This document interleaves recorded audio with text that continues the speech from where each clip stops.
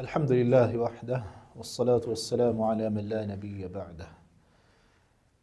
Munja tulaba era nsaba okkiriza tulabe enjawulo eri wakati w'okusiiba kw'abasiraamu n'abatali, nga tweteekera ekisiibo kuba ekisiibo kiri kumpi kutuuka, tuzaayo ebbanga ttono ddala, tetukyaweza mwezi Ramadaan eyingirewo. Mu bufunze abasiraamu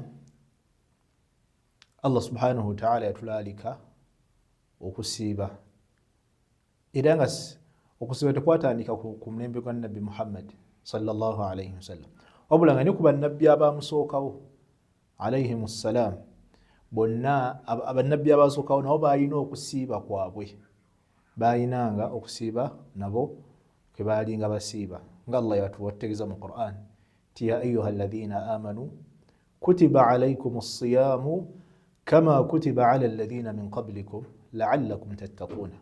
Allah akowola abakkiriza nagamba nti abange mmwe abakkiriza mulaalikiddwako okusiiba. Okusiiba kubafuuliddwa nti kwatteekwa gye muli, mulina okusiiba nga bwe kwalaalikibwa ku baabasookawo. Kitegeeza n'abatusookawo nabo baakola ki? Abakkiriza abaatusookawo nabo baali basiiba, Allah nabo yabalaalikako okusiiba. Allah n'amalayo ebigambo bye ng'agamba nti la'allakum tattaqun, oba oliawo munaafunamu okutya. Yani omuntu bw'asiiba n'asiiba mutuufu bw'okusiiba afunamu okutya, afuna okutya Katonda, afuna okutya Allah, agonda, omutima guno gugonda ne guva ne buba nga si mukakanyavu, ne gugonda ku mateeka ga Allah, n'abeera nti mugonvu eri amateeka ga Allah, n'asaala n'asaddaaka, n'aba mulungi eri abantu, ng'alina empisa ennungi eri abantu, olw'okuba nti okusiiba kuno kugunjula omuntu, kumugunjula naba nga bikaseera neyerekereza emmere okumala akaseera akagere, kamuyambako okuba nti akkakkana, n'abeera nti abeera muwe kugamba nga yeewombeeka, nga kugamba muki, nga muntu mulamu. Okusiiba kuno kufuula omuntu oba nga si muntu mulamu naye bw'asiiba, okusiiba kuno kulina engeri gye kuleeta obuntu bulamu eri omuntu, n'okuba nti mugonvu nga wampisa. Okusiiba kuno kujjanjaba omuntu mu mpisa ze, nekumugunjula. Okusiiba ssomero, so okusiiba si ku just kwewala mmere gyokka, wabula kukuyamba okwewala ebintu bingi. Ensonga lwaki Allah yateekawo okusiiba, tube nga tufunamu okutya, tufune okutya Allah subhanahu wa ta'ala, tuve ku ebyo by'atayagala, ate tube bagonvu eri amateeka ge. N'olwekyo okusiiba kw'abasiraamu kutandika okuva nga emmambya esaze ku makya, budde bwa subuhi, awo tusiiba. Omuntu watandika ossiiba obudde bw'esswala eyo esooka ku makya, aba alekeddeawo okulya, taddamu kulya okutuusiza ddala ng'omusana gugudde. Omusana yagugwa awo ng'alya. Wakulu washrabu hatta yatabayyana lakum alkhaytu alabyadu min alkhayti alaswadi min alfajr. Ayo kyetegeeza Allah nga atulambikira ekiseera kye tulina okusiibamu, kye tulina okusiibiramu, kye tulina okuba nti tetulya. Obudde bw'ekiro bwonna tulya, oli wa ddembe okulya n'okunywa kyonna ky'oyagala ekiri halaali, n'olya n'onywa naki, okutuusa ng'emmambya esaze ku makya, subuhi ng'etuuse, obudde obwo omuntu alina okuleka okulya, n'oba ng'otandika okusiiba okutuusa ng'omusana gukoze eki? Gugudde. Obudde bwa magaribi, swala eyitibwa magaribi, swala ey'okuna bw'etuuka, awo omuntu okusiiba kuba kubeddeko ng'atandika okulya.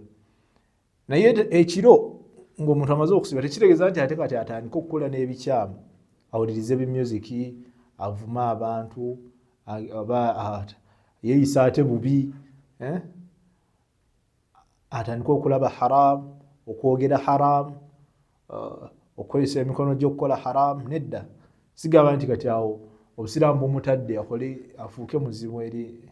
Nedda, tekitegeeza ekyo.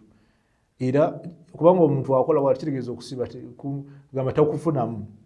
Omuntu alina okusigala nga muntu mukkakkamu era nga ali mu mbeera za ddiini yadde amaze okusiibuluka. Wabula kyapakkirizibwa kati akkirizibwa okulya n'okunywa.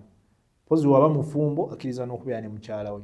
Kwajjukira omuntu oba yasiibye emisana taba na mukyala we mu nsonga z'abafumbo, tazikola ki, tazibeeramu kubanga yasiibye. So okwe kusiba kw'abasiraamu, obudde bw'emisana obwo tolya, tonywa, oba mufumbo tobeera naki na oba musajja tobeera na mukyala wo, oba mukyala tobeera na mwami wo mu mbeera z'obufumbo. Tokkirizibwa kubeera nti obeera ne mukyala wo mu mbeera ez'obufumbo nga wasiibye obudde obwo bw'emisana obw'okusiiba. Ate olina okuba n'enniya okumalirira. Oleeta okumalirira ekiro ng'otonnaba kutandika kusiiba, n'omalirira nti enkya ŋŋenda kusiiba, kibeera mu mutima. Era omuntu wazuukuka n'alya ddaaku, olwo kye bayita okulya ddaaku. Obudde obwo ekiro n'olya, Uganda twakikazaako ddaaku, n'olya kwegamba ekyokulya kino kikuyamba okubeera nti osiiba. Ogenda mmala lunaku lulamba nga tolidde, kati kikuyamba okuba nti ofuna ku maanyi. Ekiro n'olya n'onywa, nga kiba kirungi n'olya mu kitundu ky'ekiro ekisembayo, sawa nga 9 okusinziira mu nsi gy'olimu kale kuba obudde bukyuka. Kati e Uganda omuntu asobola okuba tugambe kuba Uganda subuhi etuuka sawa nga 11 n'ezigwamu. Kati obudde bwa ddaaku bw'era ng'oli Uganda sawa nga 10, kiba kirungi n'olya ddaaku saawa ezo. Obeera ng'oli Saudi, kisinziira ku budde. Saudi tuyinza okugamba saawa nga 9 weewatyo, omuntu n'abanga yeeteekateeka n'alya ddaaku we. So kusinziira ku budde na buli omu ensi gy'alimu abala obudde. Ekitundu ekiro ekisembayo, buli omu ekisinziira ku nsi ye gy'alimu asobola ogenda ku Google naki n'alaba subuhi etuuka ssaawa mmeka. Ogenda ku Google n'ogamba nti prayer time in katugambe oli Sudan, oli America, oli Canada, prayer time in Canada, ne bakuleetera list.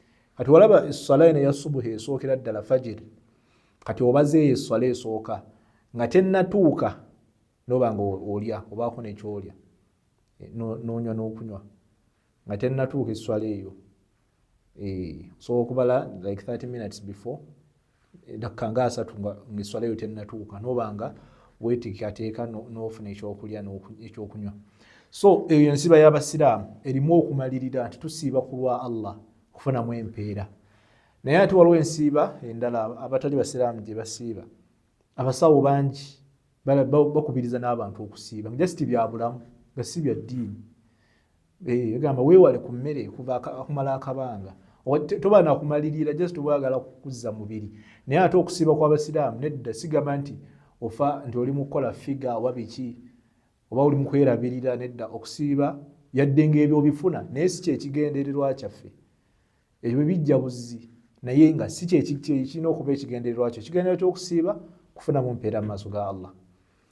Kati enjawulo esuukira ddala esingira ddala obukulu teffe tusiiba ku lwa Allah kufuna mu mpeera.